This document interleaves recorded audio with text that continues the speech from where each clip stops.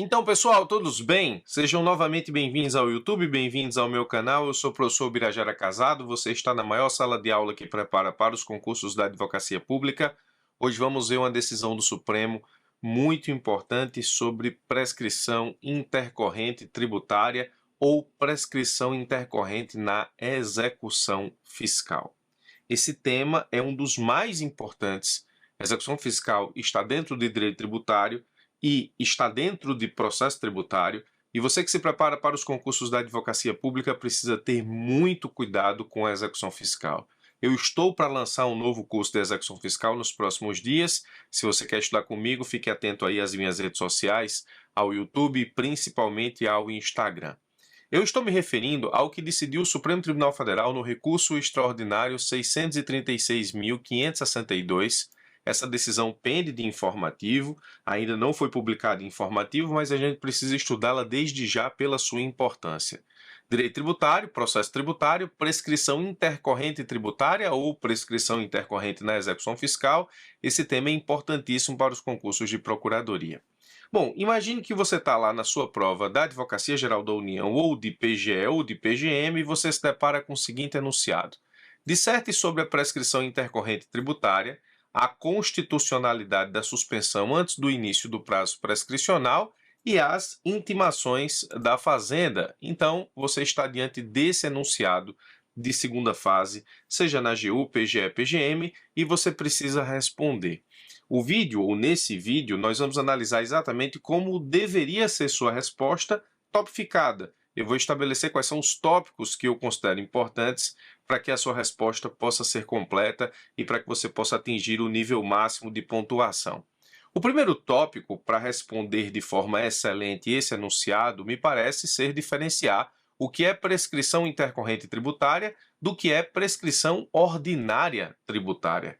A prescrição ordinária tributária está no Código Tributário Nacional e a prescrição intercorrente tributária está na Lei de Execução Fiscal. Vamos ver essa diferença. A prescrição ordinária tributária é disciplinada pelo artigo 174 do CTN, que prevê o prazo de 5 anos, começando a fluir a partir da data de constituição definitiva do crédito tributário, para que a Fazenda Pública ajuize a execução fiscal. Uma vez constituído o crédito tributário de forma definitiva, nós temos o termo inicial do prazo prescricional, portanto, prescrição ordinária tributária de 5 anos, para que a Fazenda Pública ajuize a respectiva execução fiscal. O artigo 174 do CTN diz assim, a ação para a cobrança do crédito tributário prescreve em 5 anos contados da data da sua constituição definitiva. Essa é a prescrição ordinária tributária. A prescrição intercorrente tributária, aí intercorrente porque estamos no curso de uma execução fiscal, está disciplinada no artigo 40 da Lei de Execução Fiscal, segundo o qual, não sendo localizado o devedor ou encontrados bens sobre os quais possa recair a penhora, o juiz suspende a execução fiscal por 1 ano. Depois de 1 ano, sem que tenha sido encontrados bens penhoráveis, o juiz determina o arquivamento do feito.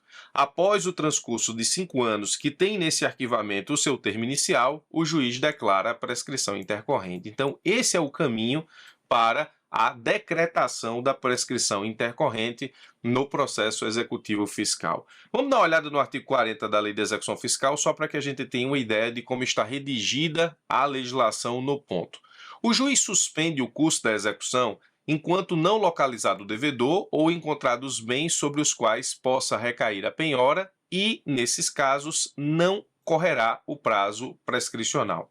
O prazo de suspensão de 1 ano é um prazo para que a Fazenda Pública possa procurar o devedor ou seus bens. É um prazo, nesse caso estipulado pelo artigo 40, em que a Fazenda ela não tem ali nas suas costas o peso do início do prazo prescricional e ela tem 1 ano antes do início da contagem do prazo prescricional para encontrar o devedor ou para encontrar bens penhoráveis do devedor.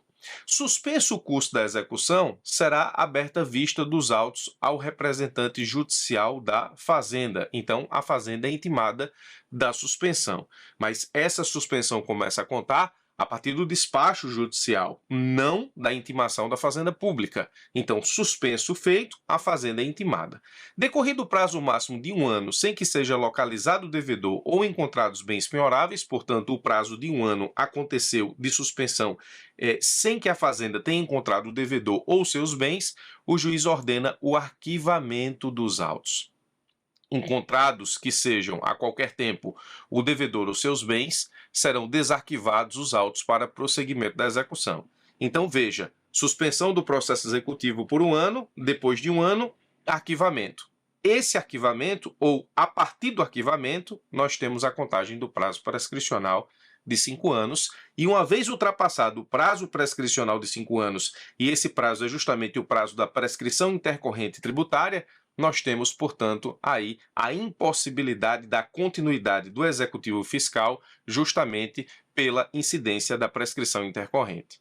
Se da decisão que ordenar o arquivamento tiver decorrido o prazo prescricional, o juiz, depois de ouvida a Fazenda Pública, poderá de ofício reconhecer a prescrição intercorrente e decretá-la de imediato. A manifestação prévia da Fazenda Pública prevista no parágrafo 4º deste artigo será dispensada no caso de cobranças judiciais cujo valor seja inferior ao mínimo fixado por ato de ministro de Estado da Fazenda.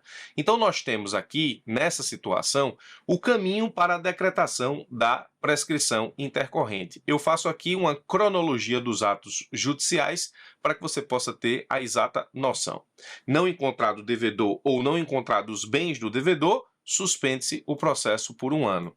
Nesse 1 ano, a Fazenda não tem nas suas costas a contagem do prazo prescricional a pressionar a sua atuação, mas ela precisa agir. Se durante essa suspensão a Fazenda encontrar o devedor ou bens penhoráveis do devedor, a Fazenda vai lá e apresenta em juízo, automaticamente a suspensão do processo cai e a execução fiscal volta a correr. Se passado essa suspensão de 1 ano, nós temos, sem que a Fazenda Pública tenha encontrado o devedor ou seus bens, nós temos o arquivamento, e o arquivamento é o termo inicial da contagem do prazo prescricional da prescrição intercorrente. Passados 5 anos do arquivamento, prescrição intercorrente, aí se intima a Fazenda acerca da prescrição intercorrente para que o juiz possa a decretar. Ou seja, nesse caso nós temos a cronologia dos atos judiciais a partir do que acabamos de ver no artigo 40 da Lei de Execução Fiscal. Então, o primeiro ponto, me parece, para responder com excelência esse questionamento, é justamente a diferença entre prescrição ordinária tributária e prescrição intercorrente tributária, uma no CTN, outra na Lei de Execução Fiscal. A ideia de execução sem fim e insegurança jurídica e devido processo legal. Esse ponto também seria importante destacar, porque a prescrição intercorrente assegura, nesse caso, o regular andamento do feito, no sentido de que a execução fiscal precisa ter um fim. No momento em que a execução fiscal para, no momento em que ela tem um ponto de paralisação porque não encontrado o devedor nem seus bens, nós temos uma ruptura do regular andamento processual. A prescrição intercorrente vai garantir que essa execução fiscal não seja postergada infinitamente no tempo, o que prejudica a segurança jurídica em termos de princípio, bem como o devido processo legal. Olha o que disse o Supremo: a imprescritibilidade das relações jurídicas não é compatível com os princípios da segurança jurídica e do devido processo legal, considerando-se a necessidade de que as demandas sejam solucionadas em um tempo razoável. Então, os princípios da segurança jurídica e do devido processo legal, enquanto princípios, precisam ser retratados na sua resposta, penso, para que possa garantir aí a pontuação máxima a partir do enunciado, tese que estamos analisando no presente vídeo. O terceiro ponto seria o congestionamento do Poder Judiciário. Lógico que execuções fiscais sem fim congestionam o Poder Judiciário, engordam a máquina pública, a máquina do Poder Judiciário, fazendo com que ela se torne cada vez mais uma máquina ineficiente e sem dar atenção à eficiência do processo no que diz respeito à duração razoável do processo, à efetividade da jurisdição. Afinal de contas, deixar arquivado indevidamente e infinitamente uma execução fiscal, sem uma solução, ainda que seja para extingui-la por prescrição intercorrente, demonstra a ineficiência da máquina jurídica. Os processos de execução fiscal representam aproximadamente 35% do total de casos pendentes e 65% das execuções pendentes do Poder Judiciário com taxa de congestionamento de 90%. Então, além de respeito aos princípios do devido processo legal e da segurança jurídica, é uma questão de gestão judicial, a prescrição intercorrente em matéria tributária. Depois você precisa falar sobre a constitucionalidade da suspensão anual antes do início da prescrição intercorrente tributária. O Supremo entende que essa suspensão de 1 ano, que precede o início da contagem do prazo prescricional, portanto, precede o arquivamento da execução fiscal, é constitucional. O Supremo disse, inclusive em tese firmada no recurso extraordinário que estamos estudando, o seguinte: é constitucional o artigo 40 da Lei de Execução Fiscal, tendo natureza processual o prazo de 1 ano de suspensão da execução fiscal. Após o decurso desse prazo de suspensão, inicia-se automaticamente a contagem do prazo prescricional tributário de 5 anos, ou seja, a prescrição intercorrente tributária na execução fiscal. Veja que essa palavra automaticamente ela é muito importante e eu vou explicar por que daqui a pouco. O Supremo, nessa constitucionalidade decretada do artigo 40 da Lei de Execução Fiscal, ele praticamente chancela a súmula 314 do STJ, que diz o seguinte: em execução fiscal, não localizados bens penhoráveis, suspende-se o prazo por 1 ano, suspensão constitucional que o Supremo nos disse que é, fim do qual se inicia o prazo da prescrição quinquenal intercorrente. Presta atenção que, associada à súmula 314, o Supremo, na sua tese, disse que esse prazo se inicia de forma automática. Automaticamente se inicia o prazo ou a contagem do prazo prescricional tributário de 5 anos. Bom, esses 4 pontos, ou melhor, 5 pontos, terminando com a súmula 314 do STJ, que acabou sendo chancelada pelo STF nesse julgado do RE que estamos estudando, eu preciso te explicar exatamente qual foi o problema do caso concreto. Para responder o enunciado, os 5 pontos são importantes. Primeiro, diferenciar prescrição ordinária tributária de prescrição intercorrente tributária. Segundo, tratar sobre a ideia das execuções sem fim no Poder Judiciário, o que afeta o princípio da segurança jurídica e o princípio do devido processo legal. Tratar da questão da gestão judicial das execuções, porque o não tratamento, a não gestão dessas execuções, o não tratamento dessas execuções congestiona o Poder Judiciário. Tratar da constitucionalidade do prazo de suspensão de 1 ano, previsto no artigo 40 da Lei de Execução Fiscal, e tratar da chancela da súmula 314 do STJ por meio do julgado do Supremo Tribunal Federal, que fixou exatamente a tese que nós acabamos de anunciar no item 4 da nossa resposta. Agora, para que o estudo seja completo, o que aconteceu no caso concreto? Qual foi o problema do caso concreto? Vamos lá, o caso concreto que gerou o recurso extraordinário foi esse aqui, ó. A União pediu a suspensão de uma execução fiscal em 2003 para pesquisar bens do executado. Essa suspensão pode ser determinada pelo juiz ou pode ser requerida pelo poder público. O poder público ele é intimado na execução diversas vezes para dar andamento ao processo executivo fiscal. Quando chega num ponto, exatamente naquele ponto de ruptura do andamento processual, em que se paralisam as ações da União, porque ela não encontra o devedor ou não encontra seus bens, o que é que acontece? A União pode pedir a suspensão do feito. O juiz suspendeu o feito, 1 ano. Depois de 1 ano, o feito restou arquivado. Depois de 5 anos do arquivamento, prescrição intercorrente. Então, em 2009, veja, 6 anos depois, e é justamente a contagem, 1 ano de suspensão mais 5 de prescrição intercorrente, a Fazenda foi intimada e informou que não encontrou bens do devedor. O juiz reconheceu a prescrição intercorrente tributária, ou seja, 5 anos depois de 1 ano de suspensão, a União alegou que não foi intimada do arquivamento do feito, razão pela qual não se iniciou o prazo prescricional. Veja a informação e a alegação da União. A União diz o seguinte, ó, preste atenção, voltando lá na cronologia dos atos. Suspende-se por 1 ano. Depois da suspensão, arquiva-se. O arquivamento é o início, a contagem do prazo prescricional, o termo inicial do prazo prescricional é do arquivamento.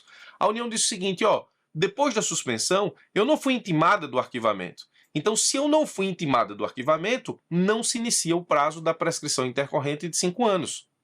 Não é isso que você acabou de estudar comigo. O Supremo disse que esse prazo prescricional se inicia automaticamente. O que significa, então, esse automaticamente?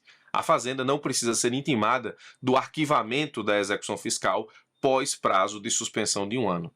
Se a Fazenda não precisa ser intimada do arquivamento, ou seja, a sua não intimação, não impede o início da contagem do prazo da prescrição intercorrente, coisa que o STJ já tinha julgado no passado. Eu tenho um vídeo aqui no YouTube sobre isso, ou seja, prescrição intercorrente em execução fiscal. O STJ definiu que os marcos eles se iniciam de forma automática, portanto, o arquivamento é automaticamente iniciado após um ano de suspensão, sem necessidade de intimação da Fazenda, mas a União alegou que a ausência da sua intimação para o arquivamento impede o início do prazo prescricional da contagem da prescrição intercorrente. Essa intimação, a gente viu, não se faz necessária para o início da contagem do prazo prescricional, uma vez que ele é automático.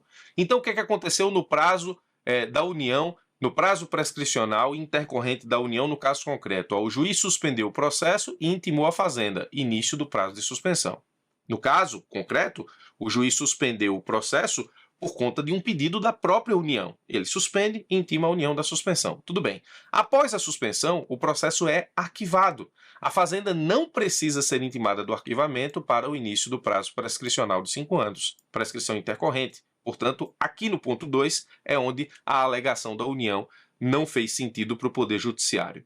Decorridos 5 anos do arquivamento, depois de 1 ano de suspensão, prescrição intercorrente, e a Fazenda é intimada sobre a prescrição intercorrente e o juiz a decreta de ofício depois da intimação da União.